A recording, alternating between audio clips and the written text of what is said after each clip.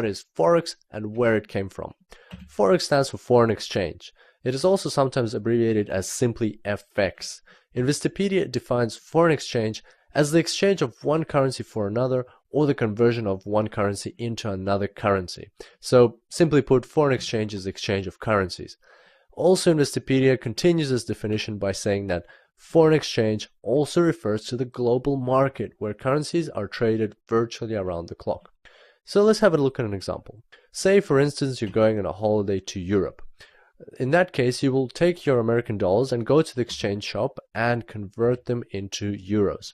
By doing this, you've conducted a currency exchange, and therefore you have become a participant of the Forex market. We will talk about the participants of Forex more in one of the future tutorials, but today let's have a look at the history of how this used to be back in the day, because it wasn't always as easy. So here's a timeline.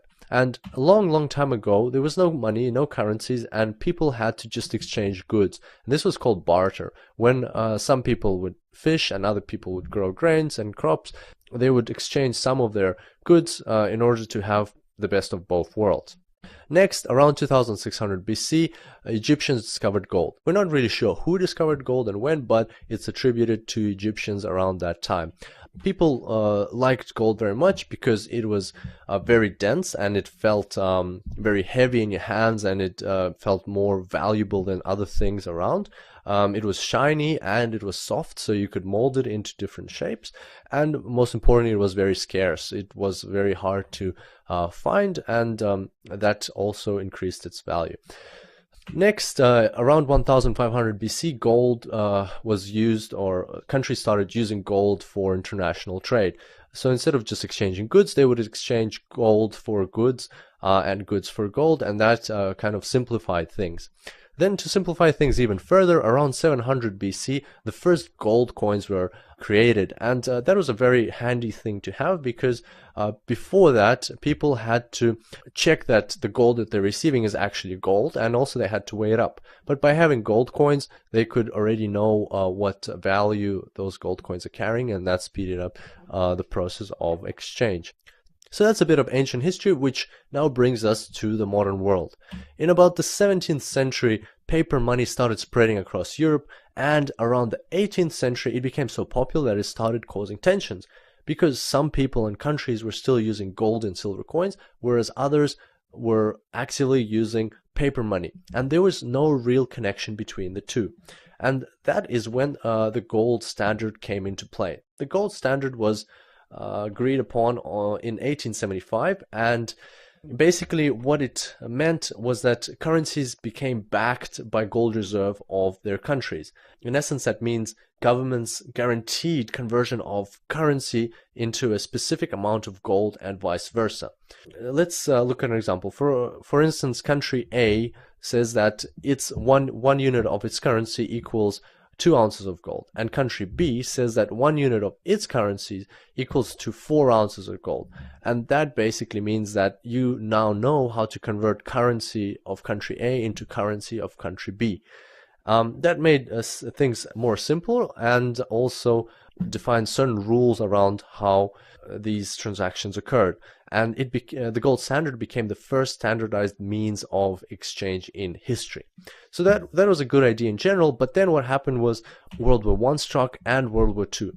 During these wars, countries that were fighting with Germany spent a lot of money on their military, and basically they were printing more and more money, and which they had to back by gold reserves, and the gold reserves were rapidly depleting, and it got to a point when they couldn't actually guarantee all that money with gold, and therefore the gold standard lost its meaning. And so to fix that issue, in 1944, the Allies got together to sign the Bretton Woods Agreement. And Bretton Woods Agreement, simply put, it's just the same as the gold standard version 2.0, and all it did was it replaced gold with the US dollar, and the US dollar became the only currency in the world that had to be backed by gold at a fixed exchange rate of $35 per ounce, and all other currencies had a fixed exchange rate to the US dollar. So let's have a look at a bit more detail into the outcomes of the Bretton Woods Agreement. So first of all, fixed exchange rates. All currencies were pegged to the US dollar. Second, the US dollar became the primary reserve currency, which meant that it had to be backed by gold. And three, the creation of two organizations. The International Monetary Fund, which is simply a pool of funds where all participating nations contribute to on a regular basis, and then if they have problems within their country, they can take money out of that pool, fix their problems, and then return it, plus pay some interest. And also the World Bank, which is a financial institution of the United Nations, meaning that its main purpose is to reduce poverty around the world and help developing countries. By the way, if you're wondering why it's called the Bretton Woods Agreement, that's because it was signed in a town called Bretton Woods in New Hampshire, USA. And as you can expect, when you create something which is basically the gold standard version 2.0, then there's a very high likelihood of it failing just as the gold standard did. And that's exactly what happened to the Bretton Woods Agreement. Over the years after World War II, gold reserves of the US started depleting very rapidly, and in 1971, US President Richard Nixon closed the gold window by telling all other countries that the US will no longer exchange gold for US dollars held in foreign reserves. This event marked the end of the Bretton Woods Agreement, and since then, the world has been using floating exchange rates between currencies, what we now know as the Forex market. The main two takeaways from this timeline are that, first of all, it hasn't always been that simple. It took some time for nations to come up with the current Forex system that we have. And secondly, that there have been several attempts at creating fixed exchange rates between currencies. For example, the gold standard and the Bretton Woods Agreement. And all of these events have failed because it is very artificial to put such constraints on currencies and try to control them. It also illustrates that the Forex market that we currently have is by far the most natural thing that should govern the exchange rates of currencies between each other. This brings us to the end of today's tutorial. I hope you enjoyed it, and I look forward to seeing you next time.